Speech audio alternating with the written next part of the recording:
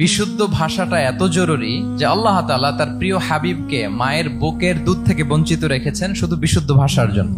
একজন মানুষ সর্বপ্রথম কোন জিনিসের প্রেমে পড়ে জানেন? কথার প্রেমে পড়ে। কথার ধরন, কণ্ঠস্বর, তার অ্যাটিটিউড, তার শব্দের জাদু, এটা মানুষের হৃদয়কে জয় করে ফেলে। তো রাসূল সাল্লাল্লাহু আলাইহি ইসলামের এই এলোকোয়েন্স ছিল। তিনি বলতেন আল্লাহ তাআলা আমাকে সর্বমর্ম বাচন ভঙ্গির অধিকারী করেছেন। মানে উনি যেটা বলতেন এটা ছিল very precise in wording but comprehensive in meaning. এটার যে দোতনা, এটার যে appeal to the heart of the people, to the heart of the listener, এটা অসাধারণ। মানুষের হৃদয়কে জয় করে ফেলতো। আল্লাহু আকবার। তিনি এমন ভাবে কথা বলতেন, কথার মাঝখানে মাঝখানে পজ দিতেন, মানে একটু থামতেন যাতে করে শ্রোতারা বুঝতে পারে। এত চমৎকার করে ওনার প্রেজেন্টেশন ছিল, বক্তব্য মালাগুলো ছিল, ফলে যারা শুনতেছে ইজিলি মুখস্থ করে ফেলতে পারত। রাসূল সাল্লাল্লাহু আলাইহি ইসলামের সবচাইতে বড় ভাষণটি ছিল বিদায় হজের ভাষণ, খুব সম্ভবত। ওই ভাষণের টেক্সট গুলোকে যদি একসাথে করা হয়, আমার মনে হয় 10 মিনিটের বেশি লাগবে না ওই টেক্সট গুলো পড়তে। তার মানে সবচাইতে বড় যে ভাষণ ওনার, ওটা কত ছিল? 10 থেকে 12 মিনিটের ভাষণ ছিল। আমরা তো ঘন্টার পর ঘন্টা বক্তব্য করি, তারপরেও তো আমরা মানুষের মনকে খুশি করতে পারি না। উনি সেই যে 1400 বছর আগে